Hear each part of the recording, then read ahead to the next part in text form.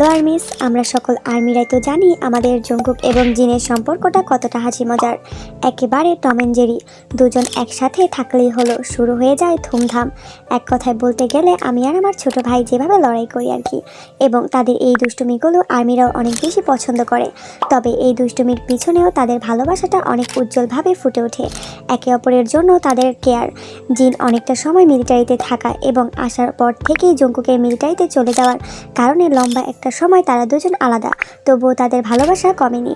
তোমরা যারা প্রত্যেকটা সপ্তাহে রানজিন এপিসোডগুলো দেখো, এবং তোমরা অবশ্যই খেয়াল করবে প্রত্যেকটা এপিসোডে জিন একবার হলেও জঙ্কুকের কথা মনে করেছে। কেউ কিছু বললেই হলো জঙ্কুক এটা পারে, জঙ্কুক ওটা পারে, সব কিছু। জঙ্কুক শক্তিশালী বিভিন্নভাবে তার ছোট ভাইয়ের নাম নেয় জিন, এবং গতকাল রানজিনের একটি এপিসোডে জিন হঠাৎ বলে জঙ্কুক হলে সে যদি আমাকে ধাক্কা দিত তারও এমনই হালকা অনুভব হতো। তাহলে ভাবতে পারছো জিন তার ছোট ভাইকে কতটা ভালোবাসে। তো আর্মিস, তোমরাও কি তোমাদের ছোট ভাইদের সাথে টম অ্যান্ড জেরির মতো ঝগড়া করো? অবশ্যই কমেন্টে জানিয়ে যাবা। 정국이요?